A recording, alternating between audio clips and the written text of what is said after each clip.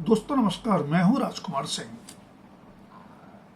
Royal Challengers Bengaluru यानी RCB के IPL खिताब जीतने पर जश्न में भगदड़ से 11 मौतों के बाद हरकत में आई हमारी व्यवस्था इसी धारणा को पुष्ट करती है कि सांप निकल जाने के बाद लकीर पीटने में उसका कोई जवाब नहीं।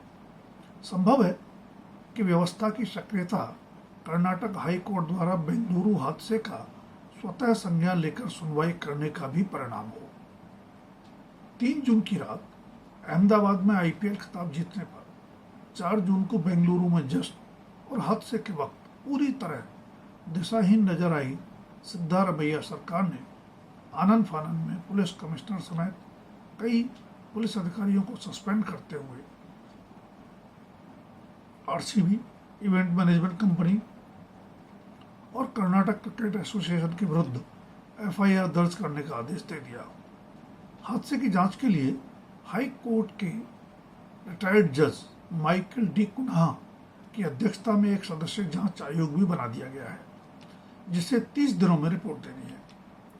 इसमें दो राय नहीं कि जीत के जश्न के मौत के मातम में बदल जाने के लिए RCB, event management company,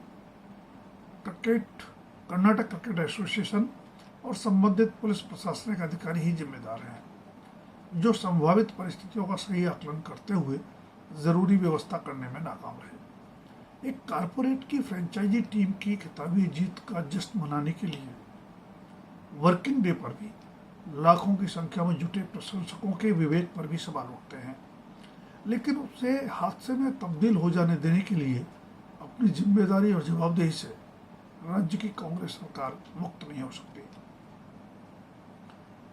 franchise टीमों वाला आईपीएल दरअसल क्रिकेट का बाजारीकरण ही है। प्रशंसक जिन्हें देवता की तरह देखते हैं, जिनकी एक झलक पाने के लिए इस हद तक गुजर जाते हैं कि हद से हो जाएं, उन खिलाड़ियों की बाकायदा नीलामी होती है। जो ज्यादा दाम लगाता है, ये सितारे उसी फ्रेंचाइजी की जर्सी पहन लेते हैं। इसी आईपीएल सत्र में खेलने के लिए ऋषभ पंत को 27 करोड़ रुपए मिले, तो विराट कोहली और निकोलस पूरन को 21 करोड़ रुपए। जाहिर है, अगली नीलामी में खिलाड़ियों का बाजार भाव उनके प्रदर्शन पर निर्भर करता है। कभी हाथ में बैट या बॉल न थामने वाले फ्रेंचाइजी मालिकों के लिए क्रिकेट एक और कारोबार की तरह ही है, जिसमें कमाई के टिकट बिक्री और प्राइज मनी समेत अनेक स्रोत होते हैं।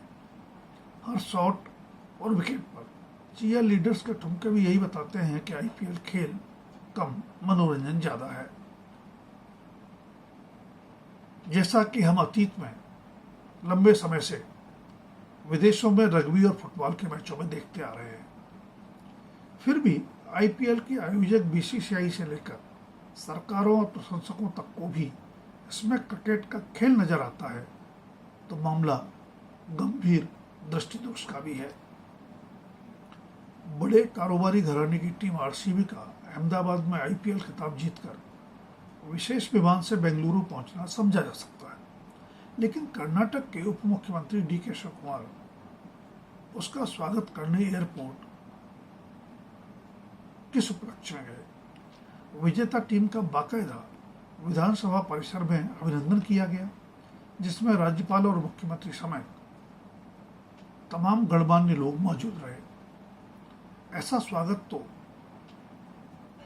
क्रिकेट की राष्ट्रीय चैंपियनशिप रणजी ट्रॉफी जीतने पर भी कभी कर्नाटक टीम का नहीं हुआ होगा।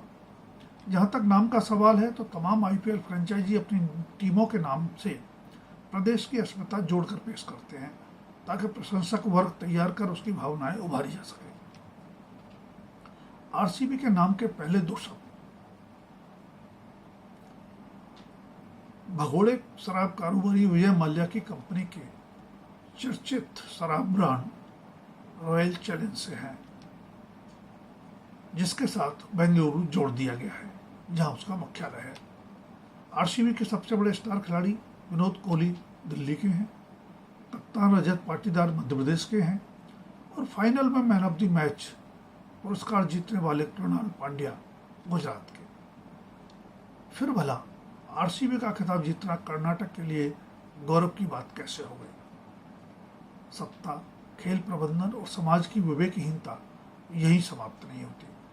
अगर ट्रैफिक पुलिस ने 11:56 पर ट्वीट किया था कि कोई विक्ट्री परेड नहीं होगी, तो फिर हुई कैसे? सामान्य समझ यही बताती है कि ऊपरी दबाव के बिना वो संभव नहीं हुआ होगा। तब क्या राज्य सरकार एक बड़े कारोबारी घराने की आईपीएल फ्रेंचाइजी टीम की जीत के जश्न के जरिए अपने भी लोकप्रियता समेत कुछ लक्ष्य साध रही थी, जिसका लाभ उठाते हुए कुछ आला पुलिस प्रशासनिक अधिकारियों ने भी बहती गंगा में अपने हाथ धो लेने चाहे? मुख्यमंत्री सिद्धारमैया सत्ता शतरंज में अपनी महारत के लिए जाने जाते हैं, तो उप मुख्यमंत्री डीके शिवकुमार अपनी आर्थिक संपन्नता के लिए। दोनों के बीच जारी सत्ता संघर्ष में किसी से छिपा नहीं है। सत्ता के खेल में महत्वाकांक्षाओं का टकराव अस्वाभाविक नहीं, पर उसका खामियाजा आम जनता क्यों भुगते? काम धाम छोड़कर चहेते क्रिकेटरों की झलक पाने के लिए बेंगलुरु में लाखों की संख्या में उमड़े और अपनी सुरक्षा के प्रति बेपरवाह प्रशंसकों के विवेक पर बहस अपनी जगह है। लेकिन अगर शहर में कोई आयोजन हो रहा है तो वहाँ सुरक्षा व्यवस्था सुनिश्चित करना सरकार की संवैधानिक जिम्मेदारी है। अगर सरकार सुरक्षा व्यवस्था सुनिश्चित नहीं कर सकती तो उसे आयोजन ही नहीं होने देना चाहिए था, पर वह अपने दायित्व निर्वाह में पूरी तरह नाकाम साबित हुई। विक्ट्री परेड के मार्ग तथा चिन्ना स्वामी स्टेडियम में पर्याप्त सुरक्षा व्यवस्था नहीं थी। हादसे के बाद भीड़ को लेकर भी सरकार के दावे विरोधाभासी हैं। मुख्यमंत्री कह रहे हैं कि स्टेडियम की क्षमता 35,000 है, लेकिन लाख के आसपास लोग पहुंच गए। तो गृह मंत्री परमेश्वर के मुताबिक भीड़ 3 लाख के आसपास रही होगी। पुलिस की माने तो दोपहर तक ही 1 किलोमीटर के दायरे में लगभग 50,000 लोग इकट्ठे हो चुके थे। लेकिन उसके बावजूद उधर आने वाली सड़कों पर ट्रैफिक रोकने की जरूरत किसी ने नहीं समझी। क्षमता से कई गुना भीड़ और अपर्याप्त सुरक्षा व्यवस्था अक्सर हादसे का कारण बनती है। 4 जून को बेंगलुरु में यही हुआ, जिसमें 11 लोग मारे गए और लगभग 50 घायल हो गए। बाद में भले ही आरसीबी प्रबंधन और खिलाड़ी संवेदनाएं जता रहे हों, पर हादसे के बावजूद जीत का जश्न जारी रहना बताता है कि प्रशंसक जिनके दीवाने हैं वे उनके प्रति कितने संवेदनहीन हैं। आपदा को भी अवसर में बदलने की राजनीति हमारे देश में पुरानी है।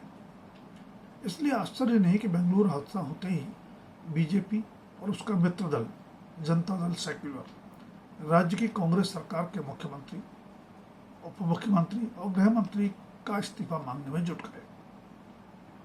कांग्रेस का कहना है कि समय राजनीति करने का नहीं है। बेशक आपदा का समय राजनीति करने का नहीं होता, स्थितियों को संभालने और सबक सीखने का होता है।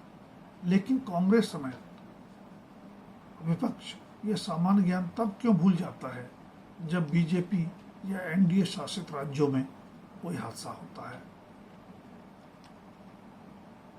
दरअसल हादसों से सबक सीखने की जरूरत सभी को है, राजनीति से लेके शासन तंत्र तक। दोस्तों, अगर वीडियो पसंद आए तो लाइक, शेयर और सब्सक्राइब अवश्य करें। अपनी राय भी कमेंट बॉक्स में दे सकते हैं। धन्यवाद। अभी के लिए इतना ही। जल्द फिर मिलेंगे किसी नए विषय के साथ।